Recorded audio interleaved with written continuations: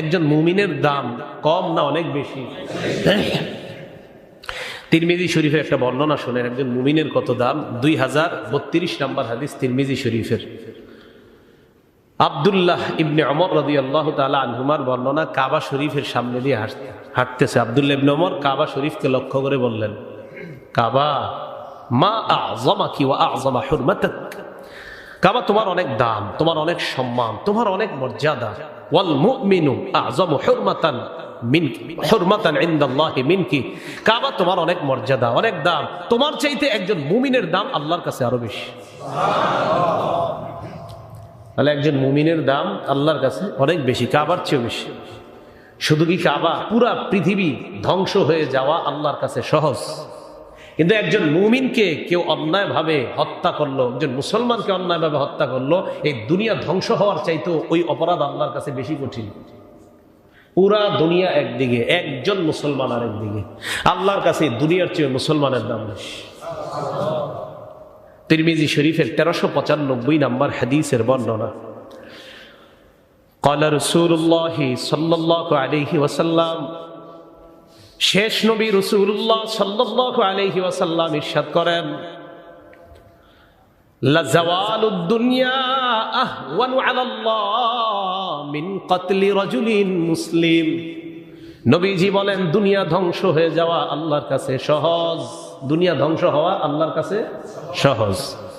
মিন কতলি রাজুলিন মুসলিম, একজন মুসলমানকে হত্যার চাইতেও দুনিয়া ধ্বংস হয়ে যাওয়া আল্লাহর কাছে সহজ। আহওয়ান, আহওয়ান বলছে রাসূল সাল্লাল্লাহু আলাইহি ওয়াসাল্লাম, আহওয়ান মানে অধিক সহজ। একটা মুসলমানকে হত্যার চাইতে দুনিয়া ধ্বংস আল্লাহর কাছে অধিক সহজ। যে একজন মুসলমানকে হত্যা করা, এটা আল্লাহর কাছে কঠিন। আল্লাহ আমাদের সকলকে মুসলমান, ঈমান, এটার মর্যাদা বোঝার তৌফিক দান করেন। আমরা যে মুসলমান, আমরা যে ঈমানদার, আশাবাদী, এই জন্য আমাদের এই ঈমানের আলাদা মর্যাদা আছে আল্লাহর কাছে। আল্লাহ আমাদের সকলকে বোঝার তৌফিক দান করেন। তিরমিজি শরীফের 1398 নম্বর হাদিসের বর্ণনা, এই হাদিসে কি বলে দেখেন, আজীব কথা বলছে। ক্বালা রাসূলুল্লাহ সাল্লাল্লাহু আলাইহি ওয়াসাল্লাম, লাউ আন্না আহলাস সামাই ওয়া আহলাল আরদি ইশতারাকু ফি দামি মুমিনিন, আসমানের সবাই এবং জমিনের সবাই যদি এক হয়ে যায় একজন মুমিনকে হত্যা করার জন্য, আসমান জমিনের সবাই এক হয়েছে, একটা মুমিনকে মারবে। আসমান জমিনের জিন ইনসান যা আছে সব এক হয়ে গেছে, আসমানেও যারা আছে জমিনে যারা আছে সবাই এক হয়েছে, একজন মুমিনকে মারবে, এক হয়ে গেছে। তো সবাইকে মারবে নাকি সবাই সমর্থন একজন মারবে? এরকমই তো, সবাই তো আর মারতে পারবে না। নবীজি বলেন, লা আকাব্বাহুমুল্লাহু ফিন্নার, এই আসমান জমিনের সবাইকে আল্লাহ মুখ থুবড়ে জাহান্নামে নিক্ষেপ করবে। একজন মুমিনের রক্তের, আপনার রক্তকে সম্মানহানি করার কারণে, রক্তপাত ঘটানোর কারণে একজন মুমিনের রক্তের এত দাম আল্লাহর কাছে। মুখ থুবড়ে সকলকে জাহান্নামে নিক্ষেপ করবে, আল্লাহ দ্বিধাবোধ করবে না। একজন ইমানদারের এত দাম। তাই ভাই, আমরা যে ইমানদার, এটা যে কি পরিমাণ শুকরিয়া আদায় করা দরকার যে আল্লাহর কাছে ইমানের এত দাম, মুমিনের এত দাম। সহিহ বুখারীর বর্ণনা 48 নম্বর হাদিস, এই হাদিসের মধ্যে আসছে, ক্বালা রাসূলুল্লাহ সাল্লাল্লাহু আলাইহি ওয়াসাল্লাম, সিবাবুল মুসলিমি ফুসুকুন ওয়া কিতালুহু কুফরুন, একজন মুসলমানকে গালি দেওয়া ফাসিকি, আর একজন মুসলমানকে হত্যা করা কুফরি। কুফরি কি? কুফরি। একটা মুসলমানকে গালি দেওয়া ফাসিকি, পাপাচার, আর একজন মুসলমানকে হত্যা করা কুফরি। সহিহ বুখারী 121 নম্বর হাদিস, ক্বালা রাসূলুল্লাহ সাল্লাল্লাহু আলাইহি ওয়াসাল্লাম, লা তারজিউ বাদি কুফারা, আমার পরে তোমরা কাফের হয়ে যাও না। নবীজি বলেন, আমার পরে তোমরা কুফরির দিকে ফিরে যেও না। ইয়াদরিবু বাদুকুম রিকাবা বাদিন, কুফরি কারে কয় দেখেন, ইয়াদরিবু বাদুকুম রিকাবা বাদিন, এক মুসলমান আরেক মুসলমানের গর্দানে তরবারি রাখবা, এমনটা করবা না। একজন আরেকজনের কাঁধের উপর আঘাত করবা, এই আঘাত জাতীয়, এটা কুফরি। নবী এই কুফরির দিকে যেও না, কারণ মুসলমানকে হত্যা করা কুফরি। আমার ইন্তেকালের পর তোমরা কুফরির দিকে যেও না, একজন আরেকজনের কাঁধের উপর লাঠি ধরবা না, অস্ত্র ধরবা না। সহিহ বুখারী হাদিস নাম্বার 31, এই হাদিসের মধ্যে আসছে, ক্বালা রাসূলুল্লাহ সাল্লাল্লাহু আলাইহি ওয়াসাল্লাম, আল্লাহ নবী বলেন, ইদাল তাকাল মুসলিমানি বিসাইফাইহিমা, দুই মুসলমান পরস্পর তরবারি নিয়ে লড়াইয়ে লিপ্ত হইছে। দুই মুসলমান তরবারি নিয়ে পরস্পর লিপ্ত হইছে, বাঁশ নিয়ে। কি নিয়ে? আমাদের দেশে আর কি বাঁশ, বাঁশ নিয়ে না, দুই দল নামে কি নিয়ে বাঁশ নিয়ে না, তো বাঁশ নিয়ে নামার পর মনে করেন হুদাই আমাদের দেশে মাঝে মাঝে দুই দল বাঁশ নিয়ে নামে, কেন নামে নিজেরাও জানে না, বাস একজন ডাক দিছে নামছে, নামার পর দুই দলকেই মারবে, দোনো দলের ইচ্ছা মারবে। রাসূল আকরাম সাল্লাল্লাহু আলাইহি ওয়াসাল্লাম বলেন, দুই মুসলমান যখন তরবারি নিয়ে পরস্পর লিপ্ত হয়, দুজনের টার্গেট হলো আমি তাকে হত্যা করব। ফাল কাতিল ওয়াল মাকতুলু ফিন্নার, আল্লাহ নবী বলেন হত্যাকারী এবং নিহত ব্যক্তি উভয়ে জাহান্নামী। সাহাবারা বললেন হাদাল কাতিল ফামা বালুল মাকতুল ইয়া রাসূলুল্লাহ, হুজুর হত্যাকারী জাহান্নামী বুঝতে পারলাম, নিহত ব্যক্তি কেন জাহান্নামী হবে ব্যাপারটা বুঝি নাই। নবীজি বললেন ইন্নাহু কানা হারিসান আলা কাতলিহি, নিহত ব্যক্তিরও ইচ্ছা ছিল হত্যাকারীকে হত্যা করার, কিন্তু সুযোগ পায় নাই, তাই হত্যা করতে পারে নাই। যে মারা গেছে ওর নিয়ত ছিল হত্যাকারীকে ও মারবে, কিন্তু ওর নিয়তের কারণে যাবে ও জাহান্নামে, আর এই হত্যা করার কারণে সে যাবে জাহান্নামে। ওরও নিয়ত ছিল মারবে, ও পারে নাই, এর আগে ও মারা গেছে, কিন্তু নিয়ত ছিল মারবে।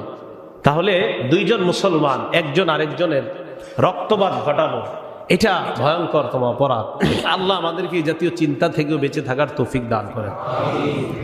পরে বললেন ওয়া আমওয়ালাকুম ওয়া আরাযাকুম, তোমাদের সম্পদ, তোমাদের ইজ্জত, এটাও একজন মুসলমান আরেকজন মুসলমানের জন্য এই ইজ্জত, এটাও হারাম, এটা সম্মানিত। তো বলছিলাম এগুলা কেন হয়, যখন জুলুম নির্যাতনের চিন্তা চেতনা ভিতরে আসে। আল্লাহ আমাদের সকলকে সামান্য কোনো প্রাণীকেও যেন আমরা, কোনো প্রাণীর উপরেও যেন আমরা অন্যায়ভাবে জুলুম না করি, এই জুলুমের চিন্তা থেকে আল্লাহ আমাদেরকে হেফাজত করে। মুসলিম শরীফের 2577 নম্বর হাদিসের বর্ণনা। এই হাদিসটা বলা হয় হাদিসে কুদসি। হাদিসে কুদসি মানে রাসূল সাল্লাল্লাহু আলাইহি সাল্লামের মুখ দিয়ে বলা, বাকি কথাগুলো আল্লাহর। কার? আল্লাহ। তো আল্লাহ পাক রব্বুল আলামিন বলেন ইয়া ইবাদি, হে আমার বান্দারা, ইন্নী হাররামতু যুলমা আলা নাফসি, আমি আল্লাহ নিজে নিজের উপর জুলুম করা হারাম করলাম। আমি আমার উপর জুলুম করা হারাম করলাম, মানে আমি কারো উপরে জুলুম করব না। তো এই যে জুলুম করব না আমি আল্লাহ, এটা আমি নিজের উপর হারাম করলাম।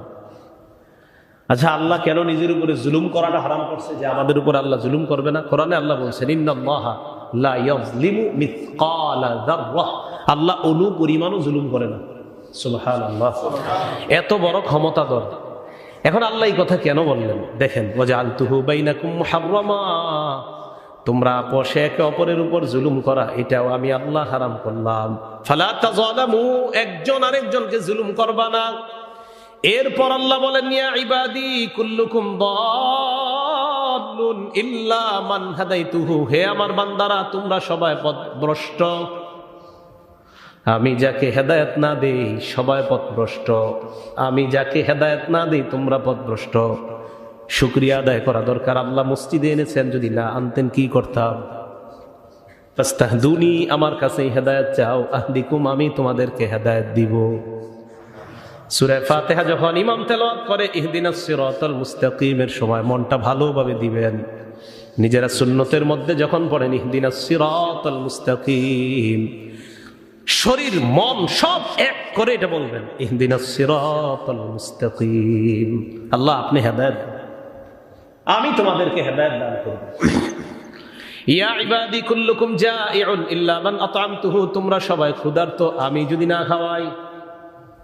জুমার নামাজের পর অনেকের নিয়ত আছে আমরা খানা খাবো বাসায় গিয়ে, আল্লাহ যদি না খাওয়াই খাইতে পারবেন না, যদি এর আগে আল্লাহ মরণ দিয়ে দেয়। ফাস্তাতিমুনি, আমার কাছে তোমরা খাবার চাও, উতইমকুম, আমি আল্লাহ তোমাদেরকে খাবার দিব। ইয়া ইবাদি কুল্লুকুম আর, হে বান্দারা তোমরা সবাই উলঙ্গ, ইল্লা মান কাসাউতুহু, আমি যাকে পোশাক না পরাই। আমাদেরকে পোশাক দেয় কে?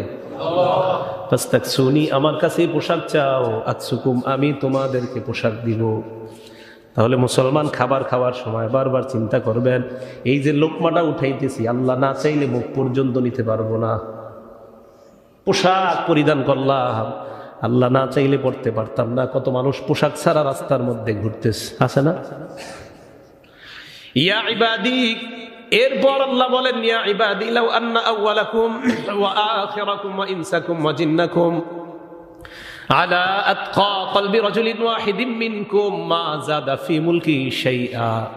আমার বান্দারা, দুনিয়ার শুরু থেকে শেষ পর্যন্ত যত মানুষ বানিয়েছি, বানাবো, কিয়ামত পর্যন্ত যত মানুষ বানাবো, বর্তমান দুনিয়াতে যত মানুষ জিন ইনসান সবাই তোমরা সবাই যদি একটা মানুষের সবচাইতে শ্রেষ্ঠ অন্তর, সবচাইতে ভালো অন্তর, সবচাইতে মুত্তাকি অন্তরের মতো যদি সবার অন্তরগুলা হয়ে যায়, দুনিয়াতে খারাপ কাজ থাকবে?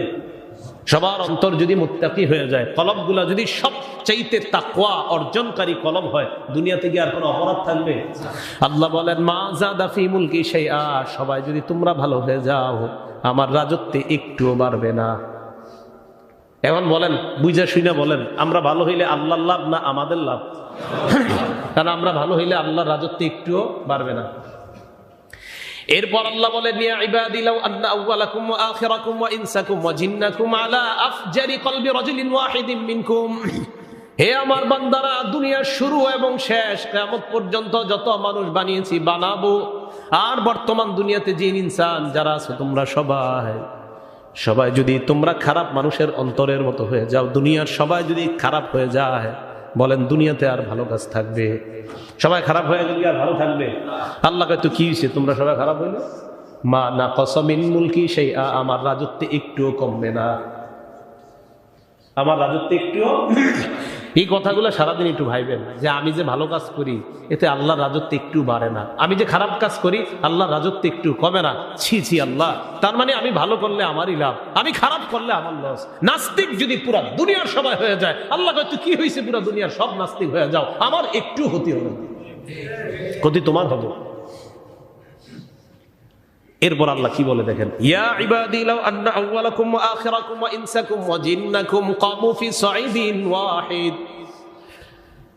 আদম নবী থেকে কিয়ামত পর্যন্ত যাদেরকে পাঠিয়েছি, বর্তমানে যারা আছো, যাদেরকে পাঠাবো, সবাই যদি একই সময় একটা মাঠের মধ্যে একত্রিত হয়ে আমার কাছে চাও, আল্লাহ এটা দেন, মেঘ দেন, আল্লাহ আমারে জামা দেন, আল্লাহ আমারে খাবার দেন, আল্লাহ আমারে টাকা দেন, আমারে মার্কেট বানায় দেন, আমারে দোকানপাট বানায় দেন, আল্লাহ কয় সব একই সময় চাইলা, আর একই সময় আমি তোমাদেরকে দিয়ে দিলাম, একই সময় তোমাদেরকে দিয়ে দিলাম। তোমরা টেনশনে পড়ে যেতে পারো, আল্লাহ না জানি কতটুকু কমছে, এই যে দিছে তো পরিমাণ। আল্লাহ বলেন মা নাকাসা যালিকা মিম্মা ইনদি শাইআন ইল্লা কামা ইয়ানকুসুল মিখিয়াতু ইযা উদখিলাল বাহরা। সমুদ্রে একটা সুই নিক্ষেপ করার পর সুইটা যখন উঠানো হয়, মাথার মধ্যে যে পানি সামান্য দেখা যায়, অনেক সময় ওঠে আবার ওঠে না, সামান্য ফোঁটা, এটা বড় হয় না, কিন্তু সুইয়ের মাথার ফোঁটাটা বড় হয় না। এই যে মনে করো সামান্য দেখা যায়, এটা পুরা দুনিয়ার শুরু থেকে শেষ পর্যন্ত যারা, তোমাদেরকে মনে করো এটা দিলাম, আর সমুদ্র পরিমাণ আমার খাজানায় রেখে দিলাম, একটু কমে না আমার। মানে একটা উদাহরণ দিছে আল্লাহ, মনে করো ওই যে একটু দেখা যায়, এটা দিলাম তোমাদেরকে, আর সব আমার কাছে আছে, রয়ে যাবে, থেকে যাবে। এখন কথা হলো, আল্লাহ আমাকে কেন বললেন এগুলা?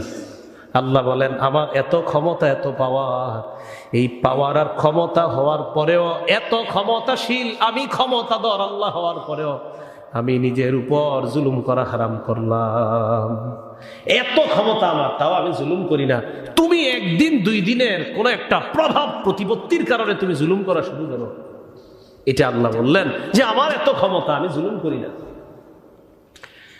এজন্য জালেম হওয়া যাবে না। আল্লাহ আমাদেরকে জালেম হওয়া থেকে বাঁচার তৌফিক দান করেন। ও জালেম হওয়া থেকে বাঁচার একটা দোয়া আছে, দোয়াটা বলবো? আবু দাউদ শরীফের 5094 নাম্বার হাদিস, 5094। উম্মে সালামা রাদিয়াল্লাহু তাআলা আনহার বর্ণনা, তিনি বলেন মা খরাজান নবী সাল্লাল্লাহু আলাইহি ওয়াসাল্লাম মিন বাইতি কত্তু ইল্লা রাফা তারফাহু ইলাস সামা। আম্মা জান উম্মে সালামা বলেন, নবী যখনই আমার বাসা থেকে বের হতেন, বের হওয়ার পর আকাশের দিকে তাকাইতেন। কোথায়? তাকানোর পর আল্লাহকে বলতেন আল্লাহুম্মা ইন্নী আউযু বিকা আন আদিল্লা আও উদাল্লা। মাবুদ, আমি আপনার কাছে পানাহ চাই, আমি যেন পথভ্রষ্ট না হই, আমাকে যেন পথভ্রষ্ট না করা হয়। নবীজি বলতেছে। 2 নম্বরে বলতেন আও আজিল্লা আও উজাল্লা, আমি যেন বিচ্ছুত না হই, আমাকে যেন বিচ্ছুত না করা হয়।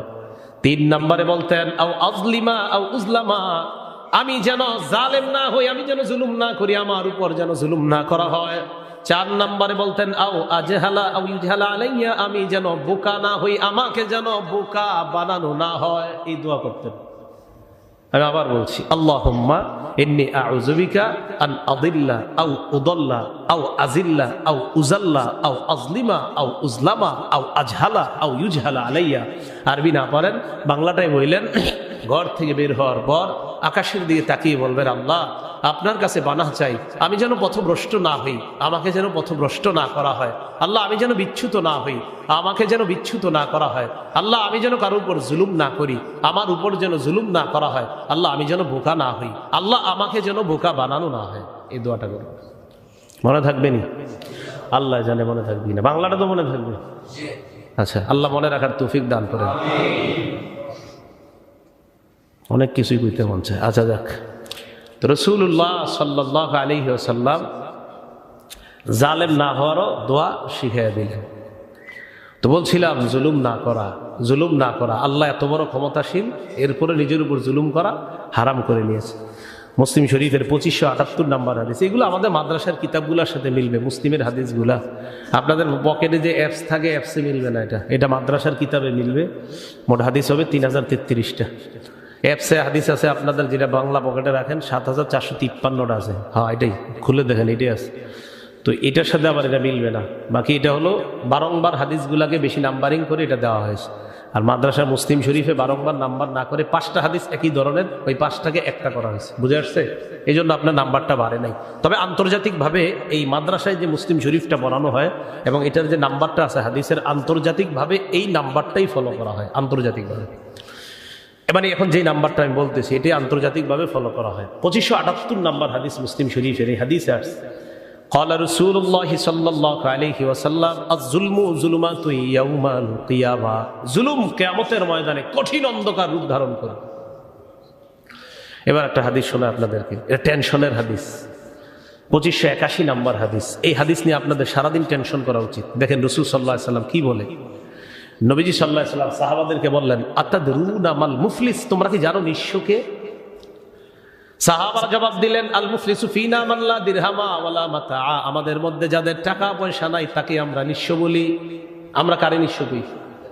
এইটাই তো, আমরাও তো তাকেই বলি, নাকি আপনারা অন্য কাউকে বলেন? আচ্ছা, নবীজি বলেন, ইন্নাল মুফলিসা মিন উম্মতি ইয়াতি ইয়াউমাল কিয়ামাতি বিসসালাত ওয়া সিয়াম ওয়া যাকাত।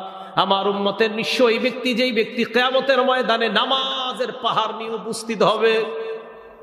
কিসের পাহাড়? নামাজ নিয়ে উপস্থিত হবে, রোজা নিয়ে উপস্থিত হবে, জাকাত নিয়ে উপস্থিত হবে। জাকাত কখনো কামাই দেয় নাই, রোজা কখনো ছাড়ে নাই, নামাজ কখনো বাদ দেয় নাই। নবীজি বলেন, এই ব্যক্তি নিঃস্ব। মানে কি? এই ব্যক্তির ভালো গুণগুলার পাশাপাশি এই লোকটা কিয়ামতের ময়দানে নামাজ নিয়ে আসছে, রোজা নিয়ে আসছে, জাকাত নিয়ে আসছে, ঠিক আছে, তবে লোকটা অমুককে গালি দিত। এই লোকটা অমুকের উপর আঘাত করতো। ও কজাফা হাজা, এই লোকটা অমুকের উপর ঢিল ছুঁড়ে মারতো। ও আকালা মালা হাজা, এই লোক অন্যের মাল পেটের মধ্যে ঢুকাইতো আর প্রত্যেক বছর হজে যাইতো। কই যাইতো? জোরে কন্যা কই যাইতো? সম্পদকার আপনাদের হজে যাই। ও সাফাকা দামা হাজা, এই লোকটা রক্তপাত ঘটাইতো সবার সামনে। হাজী সাহেব পিছনে পিছনে এর পথের মধ্যে যে শত্রু হয় তাকে শেষ করে দেয়। এই লোকের এই অভ্যাস ছিল। এগুলো সব মানবাধিকার। দেখেন, তার মানে মানবাধিকার এমন এক জিনিস যেটা যদি আপনি মাপ না চান, মাপ হবে না। আপনি কিন্তু রোজা জাকাত সব নিয়ে যাইতেছেন, কিন্তু আপনি আরেকজনের মারছেন, মানবাধিকার লঙ্ঘন করছেন। আরেকজনকে গালি দিচ্ছেন, এটা মানবাধিকার লঙ্ঘন করেছেন। আরেকজনের রক্তপাত ঘটিয়েছেন, এটা মানবাধিকার লঙ্ঘন করেছেন। আরেকজনের সম্পদ আপনি বক্ষণ করেছেন, মানবাধিকার লঙ্ঘন করেছেন। আরেকজনকে ঢিল ছুঁড়ে মারেছেন, মানবাধিকার লঙ্ঘন করেছেন। মানবাধিকারের স্লোগান যারাই দেখ, ইসলামে যে মানবাধিকারের স্লোগান দেওয়া হয়, এটা যদি সবাই যথাযথভাবে পালন করে, সারা পৃথিবীর মানুষগুলা শান্তিতে থাকতে পারবে। এখন মাজলুম যারা কিয়ামতের মাঠে তারা আসবে, আয়েশা বলবে, আল্লাহ এই লোক তো আমার গালি দিচ্ছে। ফায়ুতাহাযা মিন হাসানাতিহি, তার নেক আমলগুলা তারে দেওয়া হবে। ওই যে নামাজ, রোজা, যাকাত। আরেকজন আয়েশা বলবে, আল্লাহ আমি ফায়ুতাহাযা মিন হাসানাতি, তারেও কিছু নেক দেওয়া হবে। আরেকজন আয়েশা বলবে, আল্লাহ আমি কি করলাম? ফাইন ফানিয়াত হাসানাতুহু, নেক আমলগুলা দিতে দিতে আমল নামায় আর নেক আমল নাই, আমল নামায় আর নেক আমল শেষ। এবার কি করবে? ওই যারা মাজলুম তাদের গুনাহগুলা নিয়ে নেওয়া হবে, নেওয়ার পর ওই জালেমের গায়ে দেওয়া হবে, দেওয়ার পর সুম্মা তুরিহা ফিন্নার, গুনাহের বোঝা দিয়ে তাকে জাহান্নামের মধ্যে নিক্ষেপ করা হবে। নাউজুবিল্লাহ, বিশাল বড় গুনাহের স্তর নিয়ে জাহান্নামে যাবে। তাহলে দেখেন জালেমের কি অবস্থা। এজন্য ভাই আখেরাতমুখী চিন্তা চেতনা সবার সব সময় থাকা দরকার। আখেরাতমুখী চিন্তা চেতনা সবার সব সময় থাকা দরকার। আল্লাহ আমাদের সকলকে আখেরাতমুখী হওয়ার তৌফিক দান করেন। তো এই কথাটা বলছিলাম যে আল্লাহ বলতেছেন তোমাদেরকে ফেরাউন বাহিনী থেকে মুক্তি দান করলাম, যারা তোমাদেরকে কঠিন শাস্তি দিত, অত্যাচার জুলুম নির্যাতন করত, ক্ষমতা লোভ অর্থের প্রভাব প্রতিপত্তির মোহে এতটা অন্ধ হয়ে গিয়েছিল যে তোমাদের উপর কঠিন শাস্তি দিত। ওই যাববিহুনা আবনাআকুম, তোমাদের ছেলেগুলাকে হত্যা করত। আল্লাহ পাক রব্বুল আলামিন আমাদের সকলকে জালেম হওয়ার চিন্তা চেতনা থেকেও, কথার দিয়ে কাউকে জুলুম করব না, হাত দিয়ে কাউকে জুলুম করব না, সমস্ত প্রকার জুলুম, যেই কোনো জুলুম ছোট বড়, এই নির্যাতন থেকে যেন বেঁচে থাকতে পারি আল্লাহ তৌফিক দান করেন।